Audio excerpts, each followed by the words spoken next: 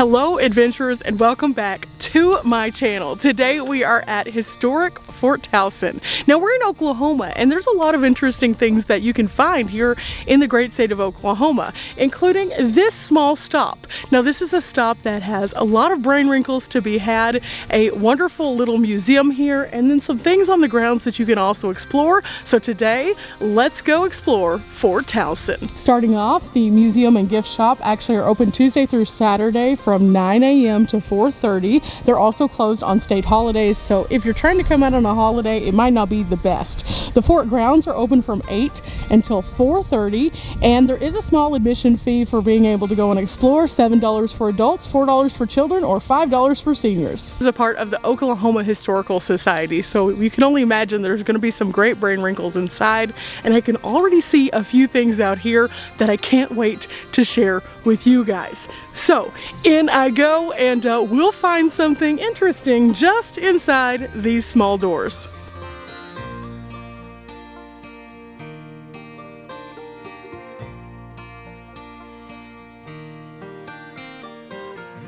Okay guys, right inside there is a gift shop, and then after the gift shop where you pay your admission, you can come in and learn a little bit more of the history of the site through this wonderful display. Now I'm going to take you through a few of the bullet points of history as we explore this fort, and we can kind of put it into context what this fort actually had a purpose of doing and how it was used, but also the people who were here at the time, and also the time frame when this was actually an active fort. All of these are factors that kind of play into the bigger picture of why this is an important stop. And even though it is a smaller stop here in Oklahoma, it's one with a huge impact. The story begins here with the Louisiana Purchase of 1803. At this point, the United States acquired a vast expanse of western bound land from the Mississippi, and amongst that was a piece of territory which now is known as Oklahoma. Now at the time, however, this was considered to be the territory of the Southern Indians before 1855. Now at that time, the Choctaw called this land their home, and pretty much everything that was in the Mississippi area in the Louisiana Purchase was actually set up as a staging area for the American Indian removal from the southeastern states. And so that is where we start this story, with a little bit of background of who some of the people were and some of the tribes that were in this area. Now it's important to note that this particular area at that time was considered to be a territory that was free roaming, and that there wasn't any really a boundary or anything like that really dictating this person owns this or this person owns that. It was a blank piece of land, and of course, it being a blank piece of land, people wanted to move in and start to utilize that blank piece of land. The problem was there were already inhabitants here because this was the area that the tribes would use. So there were a lot of conflicts that happened as a result, and there were a lot of treaties also that went into place as a result of not only this stop but a few others along the way. So as we kind of go through this area, we're going to learn not only about the treaties, but also the removal of the indigenous people and kind of what that looked like, and also some of the things that happened as a result of that. Now here we learn about one of the first alliances. It says, as Britain and France actually battled for control of North America, the Choctaw had aligned with the French. And following the British victory in the French and Indian War, the Choctaws had no choice but to actually come to terms with the British. And when they did so, they had to surrender their claim to Mobile Bay, which was west to the Mississippi River and all the way over to the Yazoo River.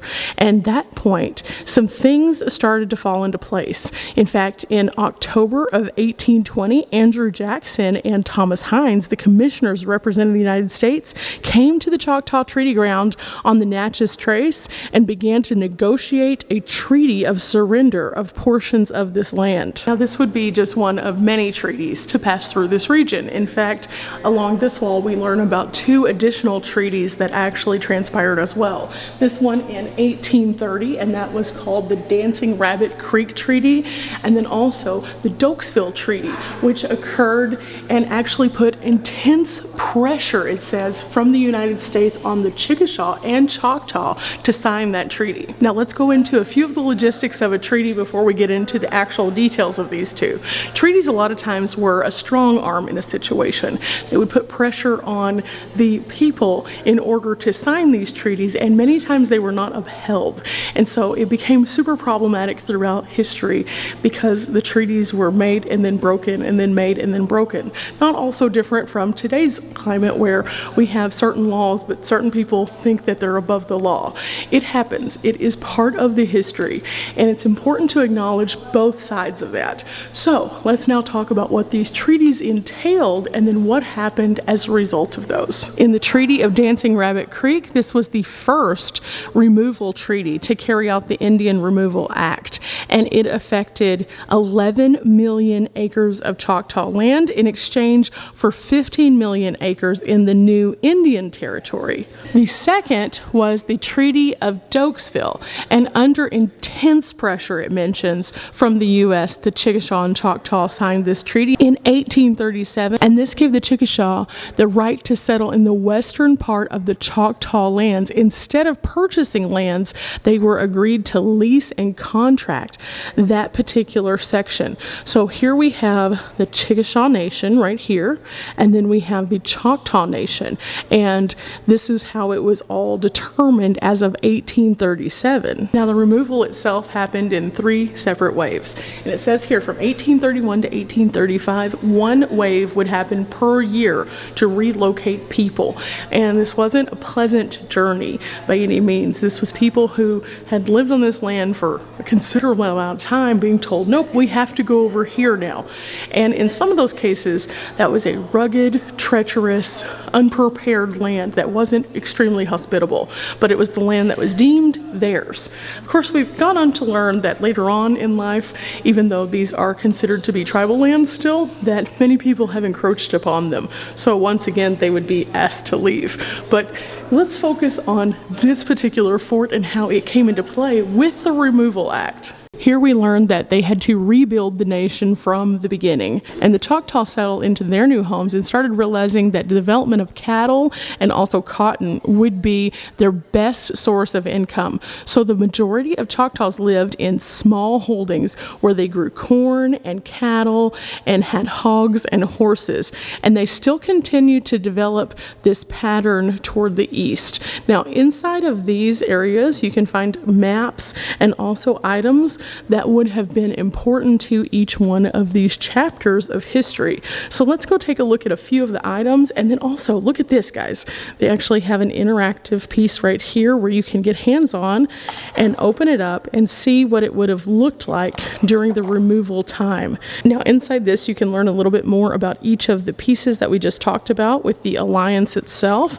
You can see some historic art and then also some items that were actually from the time. This is a great way to get a little bit more insight into President Andrew Jackson and his actual message to Congress in 1830. But as you continue, you can also see missionaries who have come to the Choctaw and what their contributions, and in some cases, not so great contributions have been. And then you can also find a few other things in here, including Miller County, Arkansas, which leads into a bigger portion of this story. There are also items that you would have found at that time being used, including ball sticks and bread bowls. They have a meat mill in here. Pretty interesting things. Here we have a flintlock pistol from the time, and something that I'm noticing that is really neat, they have these little turtles kind of scattered throughout, and these actually correlate to a tour for the kiddos where they can go in and interact with each space so that they can kind of follow along in a more kid-friendly version of the facts that are presented within the museum itself. Now we also learned that many items were actually brought to this area by steamboat, and inside here you can find some of the items that might have been brought to this region by steamboat, but also they have a lock that was used in the Doakesville jail, which leads us to this next chapter, which is Doakesville. It says here that following the first treaty of Choctaw removal in 1820, trader Josiah Doakes moved to the Choctaw lands in the Mississippi area and established a trading post on the Red River. With this establishment came Fort Towson, which was actually constructed in 1824, and he moved his business 1 mile northwest of the fort. Now, this became a super important stop because of the ability to have goods and services at that particular place, and it became a hub. And it was actually a very important, iconic piece of the landscape until the fort actually closed, and then it fell into decline.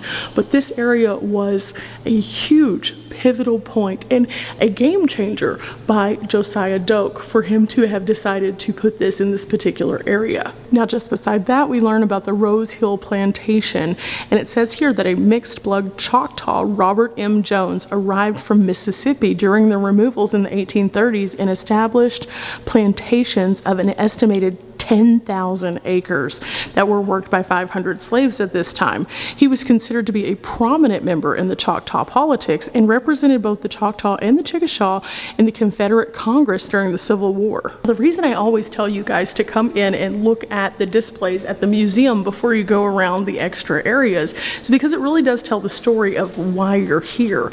Now, the Rose Hill Plantation was actually developed in 1843, and it was considered to be one of the most impressive plantations at the time. Now, a lot of people, whenever we look at history, don't talk about things like these because they're the ugly facts. But not only was this a plantation that did in fact have slaves, but it was also a person who was considered to be a half-breed, according to this, a half-blood. And so because they weren't a full-blood Choctaw or a full-blood white man, they were kind of looked at differently, even with the status that they had. And so it's interesting to see how that they've documented this and kind of talk a little bit more about the size and volume of the plantation, and also kind of the fixings that they had, including like crystal chandeliers that had been imported, a huge library, and portraits of the family that were so impressive. But also it talks a little bit more about where everything kind of went after his passing. And as we're looking at that, you can see more of the elaborate pieces that might have been brought in, again, by those steamboats. Now, it says here that after Jones's death in 1873, he was buried in the family's Rose Hill Cemetery. And then after that, in 1911, the mansion actually burned to the ground. Now, why is this important? Well, because it still showed a vast piece of the history of antebellum architecture in Oklahoma during a time that wasn't really, that way in many's opinion. A lot of people, when they look at history, they still think during this section of time it was the Wild West and people were sleeping in very primitive homes. But there were, in fact, very wealthy people in this region also, on both sides of the fence. So it's kind of interesting to see that little display, but there's so much more. Remember how we talked about the group and how they determined that cattle and then corn and things like that could be of profit to them? Well, now we're going to learn a little bit more about what came after that. War. Lots and lots of war came after that. In fact, the Mexican War and also the Civil War happened after all of the removal. And here we find a book about the Civil War itself and what purpose that this particular fort served in that. However, before we get to the Civil War, I would like to talk a little bit more about the Mexican War from 1845 to 1848.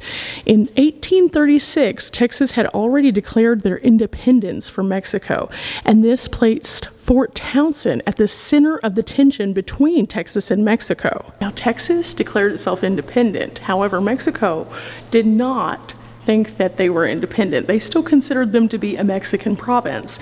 And so this created a lot of tensions.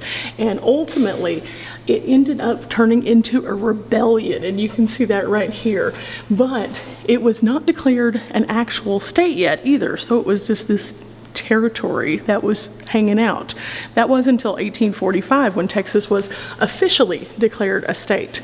But in order to do that, they had to sever ties with Mexico completely. And that's what created the Mexican War. There was a tension that was so high. And Fort Towson actually was the last stop for repairs, supplies, and anything that you might need before you went into the territory of Texas.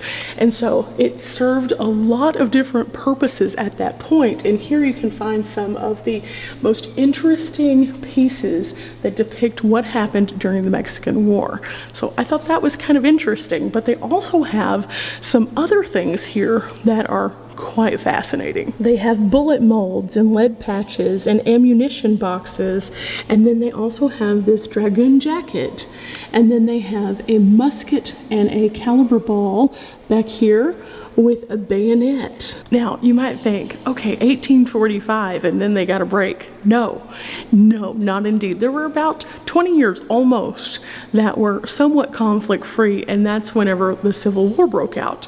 And so it put, again, Fort Towson back into the spotlight of needing to be here for a purpose. And the purpose on this one was a little different. It says here, tied economically, socially, and politically to the South, the Choctaw actually sided with the Confederacy during the Civil War. And it was official that this would happen in Indian Territory, which brought Fort Towson right back into the mix once again. They were forced by the fall of the Confederacy. The Choctaw had to negotiate a new treaty after this, and as a defeated nation, they were required to cede territory once again. Now, why is this an important part of history? Well, I was telling you earlier that the agreed upon piece of land ended up being encroached upon once again each time. In the particular case of this, the Choctaw, in many accounts that I've seen, have actually mentioned that they felt more pushed into it because if they wouldn't have, they would have lost their trade. And so they felt like it was a survival move to join the Confederacy. And it wasn't necessarily something that they wanted to do, but more that they felt like they had to do. And as a result of doing that, they ended up losing even more.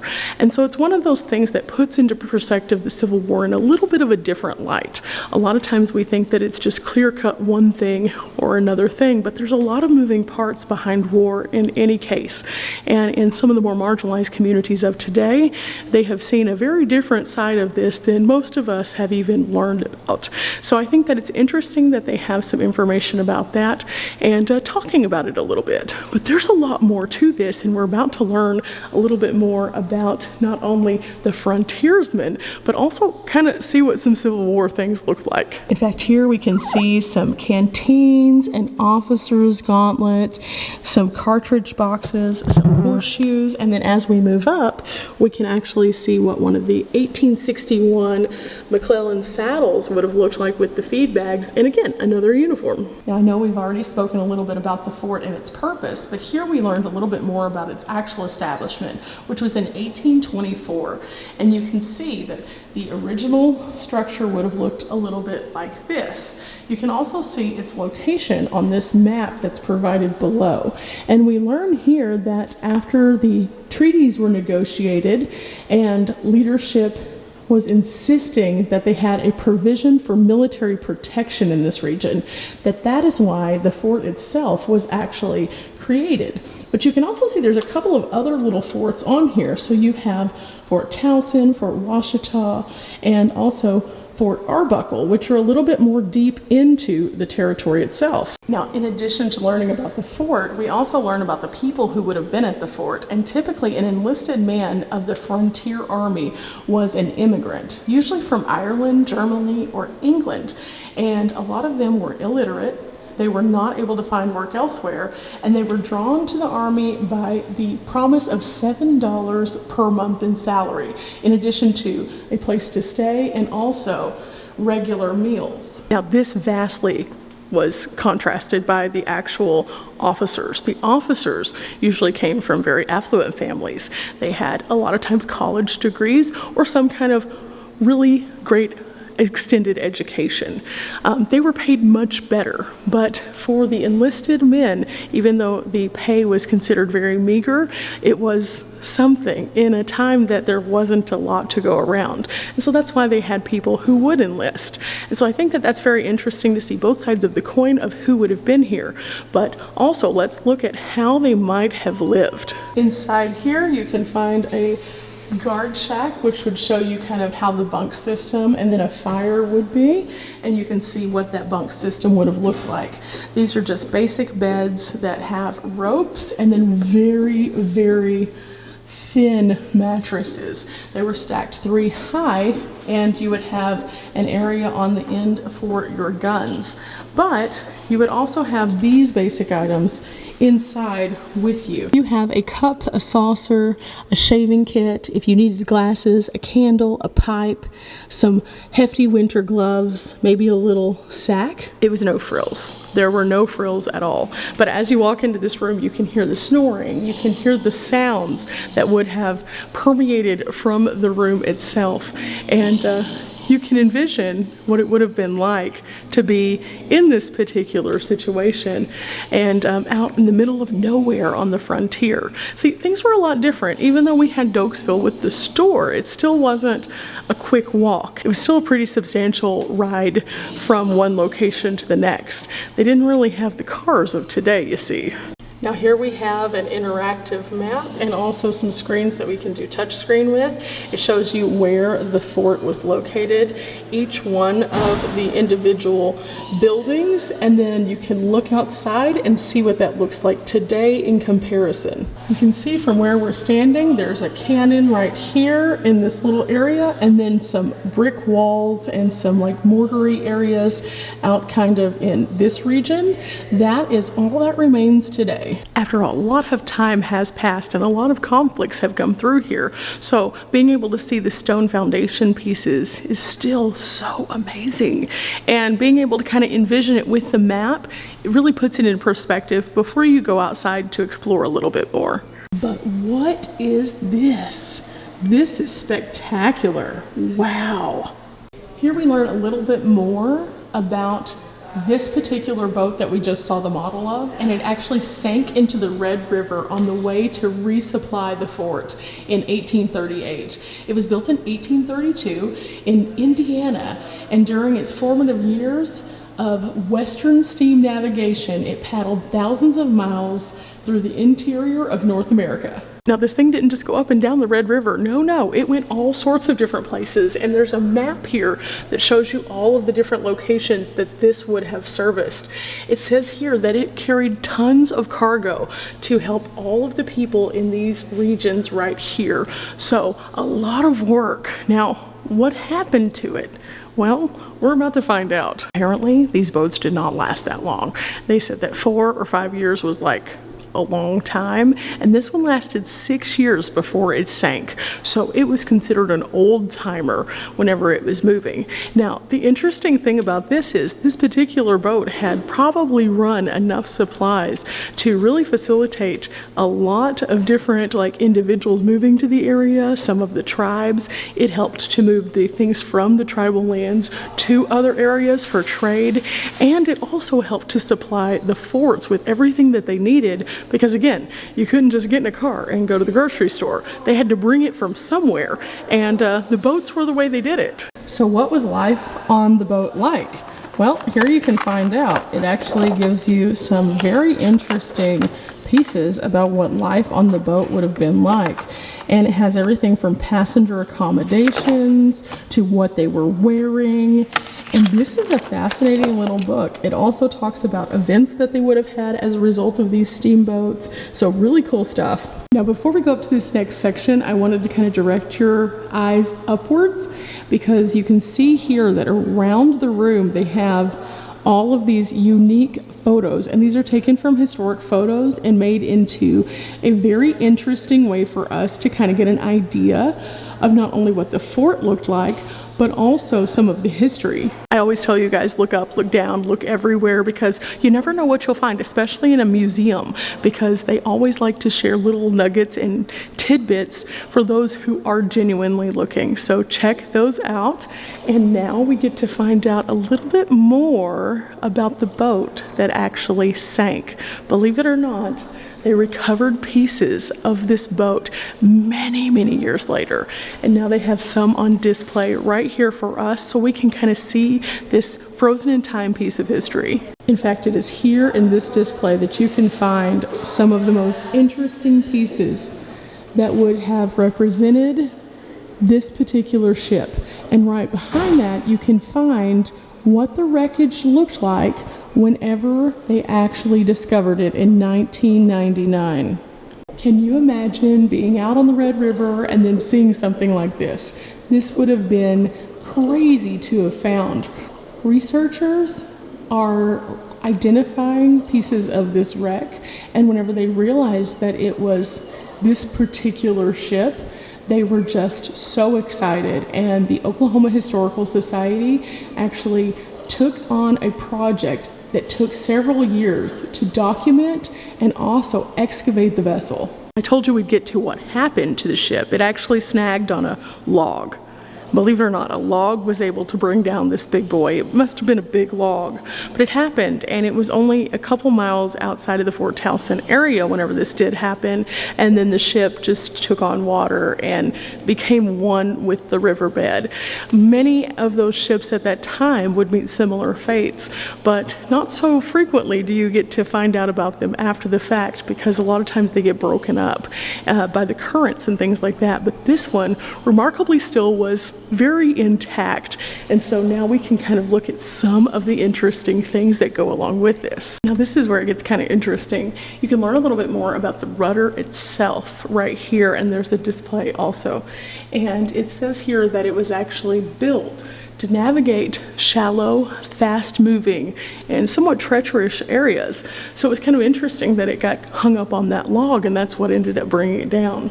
But it says here that it was a steamboat that featured a lightly built shallow draft hull, and it was powered by a single-cylinder engine. Now, in addition, we can find more information about life on board and several different other unique things that happened around the time of this fort being in business. And it's kind of interesting. As you move in, you can see the various pieces that they've collected here and shared. In addition to some rope fragments actually from the ship, they also have a steam valve, they have a manufacturer's mark, and they have a pulley right here from the submerged sunken ship that was thought to be lost. Okay guys, so as you can see, this is a small but mighty museum. Tons of cool things here. It puts into context the location, but also the reason why this location is so important and one that you guys should be coming and checking out. But now there's a few things that we're going to go and view outside, and it is a hot day, so I recommend bringing something to drink if you're going to be here during the summer months, and also some good shoes. Okay, while I was inside, I was fortunate enough to be able to receive one of these. This was just put out by volunteers, and it tells a little bit more about the fort, and there's some fascinating facts in here, guys. And so as we kind of go around, I'm going to show you the map that's in the back of this, but I wanted to tell you something really fun too. Now, next year, they're going to actually be putting in a walking trail that's an interpretive trail that's going to have the information that's basically in this book, where you can kind of walk through premises and find out information, and it's going to show you around the grounds a little bit better whenever you're out and about doing the walking portion of the tour. So I think that that's really, really cool. But another thing that I learned by going through this little book and also talking to the wonderful woman who is here was actually that this was kind of an interesting fort that was not like other forts. And there's a few reasons for that. We touched on some of them kind of while we were inside, but in all reality, the people who were here were kind of an experiment. And what I mean by that is that they were trying to figure out how to sustainably be able to live in this particular area and also maintain good relations. This was the checkpoint, of course, for the Trail of Tears, for the removal of the Indians and pushing them into the areas that we were talking about. So that's one side of the story. But the other side were the people who were actually here during that time and their particular jobs. Sure, they had to be here and stand strong because they were on the border, but they also had to live. And so you would find that this fort was a bit different. For example, the buildings were painted a sky blue color, which a lot of people said really weird things about because they thought it should be scary looking because it's a fort. But for some reason, the person who was in charge thought that that was a good color, and he stood by it and he stood strong. And then the other thing that I thought was really fascinating was that the people here were considered to have kind of a luxury in that because they were on an experimental program, they were trying out something new. So not only did the officers have gardens, but also the hospital area had a garden, and the individual soldiers would have a garden also.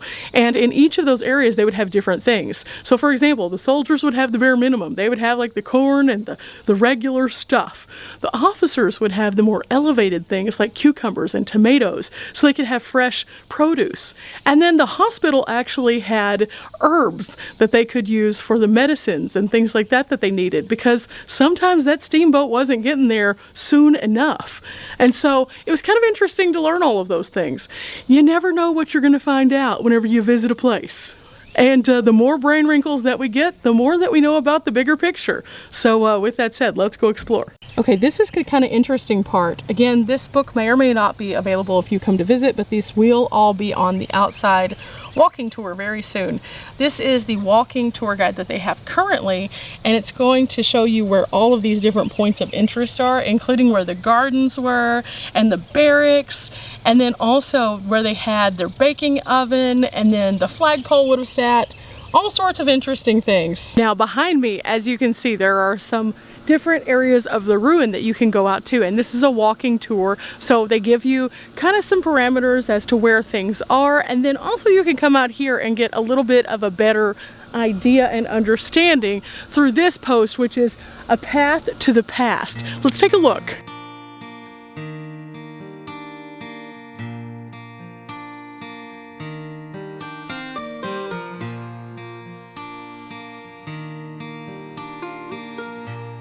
They mentioned that they do have an interpretive sign path that is already in place, but this is not the same one that they're going to actually be doing to improve the site. Here you can find that it starts off with the trailhead marker, and then you can go all the way out and around and visit all of the different points as you kind of take a walk. So this is going to give you the store, it's going to show you where the schoolroom and recreation area were. They're also going to have where the commissary and hospital were. You can find where the barracks and the magazine, the shops were, and even the kiln.